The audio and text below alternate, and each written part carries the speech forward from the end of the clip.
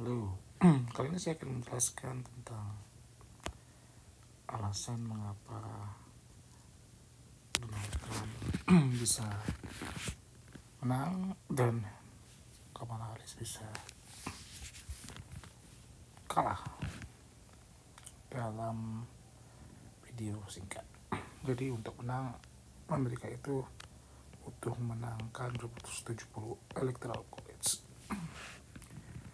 Nah, strategi dari Partai Demokrat untuk menang 270 electoral college itu adalah dia harus menang daerah yang potensial dia menang, yaitu disebut dengan istilah blue wall. Blue wall itu adalah daerah yang secara tradisional adalah pemilih capres dari Partai Demokrat. Ya, tapi sayangnya blue wall itu ada beberapa blue wall yang bisa dibobol. Ya, yang disebut dengan istilah fan state atau swing states ya. Yang disebut istilah swing states. Apa aja swing state itu yang bisa dibobol? Yaitu pertama adalah Pennsylvania, yang kedua adalah Michigan, yang ketiga adalah Wisconsin. Nah, di tiga wilayah ini adalah sebenarnya secara tradisional memilih Partai Demokrat. Ya, kalau lihat dari data sejarah. Tapi ada juga daerah swing state yang sebenarnya bisa Demokrat bisa Republikan, jadi dia tidak terblok pada satu capres tertentu dari partai tertentu, yaitu North Carolina, Georgia, dan Nevada. Nah, inilah states yang menjadi rebutan ya. Nah, ini termasuk blue, ini bukan, ini swing state beneran ya, tiga ini. Nah, kalau kita lihat karakteristik tiga wilayah ini ya,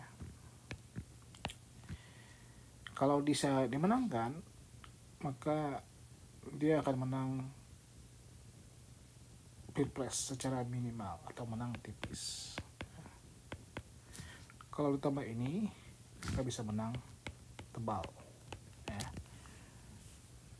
Tiga ini udah cukup untuk dapat 270 electoral college.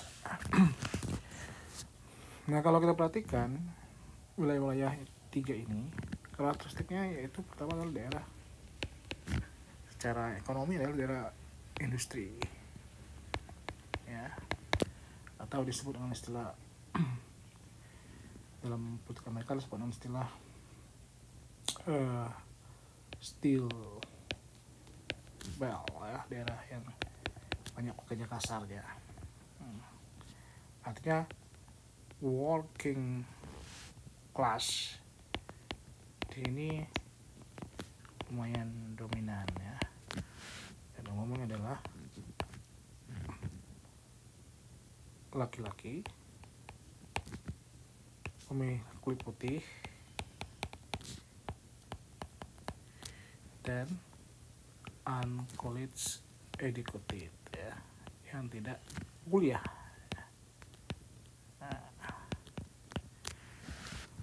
Nah, kelompok inilah sebenarnya yang menentukan.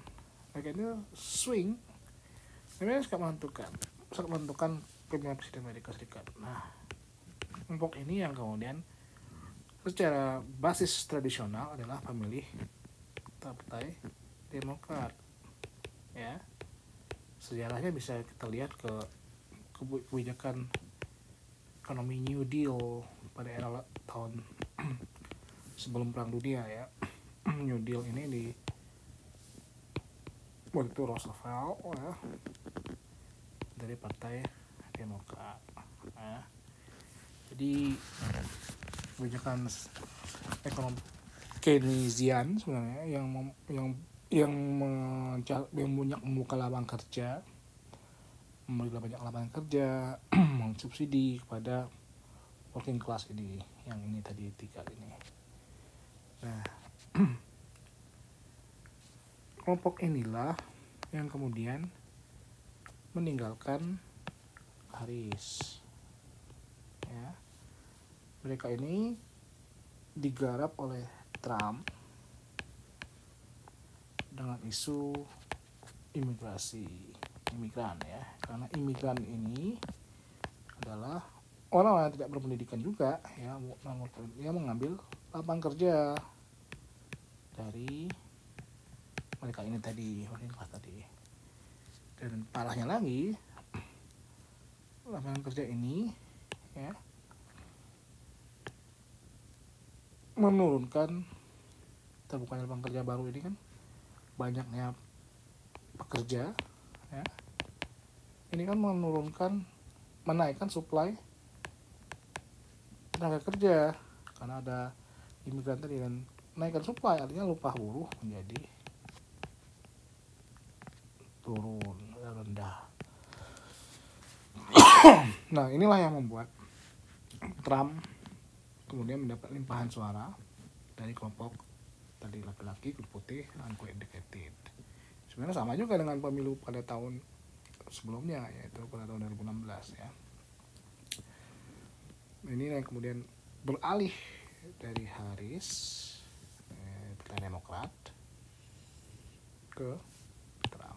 Harris ini isunya, ini gelap adalah isu-isu seperti aborsi ya ekstrem sebenarnya secara politik. Ya, tidak menggarap isu yang seperti ini. Ditambah approval rating Presiden Biden yang rendah ya karena inflasi ya. Walaupun Biden sebenarnya berprestasi juga dalam membuka lapangan kerja, tapi itu tidak dijelaskan secara masif. Inilah kemudian menjadi penjelasan mengapa Partai Demokrat kalah karena ditinggalkan basis tradisionalnya, yaitu para kelompok working class, kelas rendah ya, working class yang disebut dengan pekerja kasar, yang umumnya adalah laki-laki, kulit putih, dan unqualified educated. Kalau pekerja yang qualified educated, misalnya yang kerja di Silicon Valley, sudah jelas pasti dukung Partai Demokrat. Tapi yang kelas bawah, yang upahnya rendah, ini yang menjadi sasaran oleh Trump untuk diambil alih dari Partai Demokrat. Demikianlah penjelasan singkatnya, semoga bermanfaat. Assalamualaikum warahmatullahi wabarakatuh.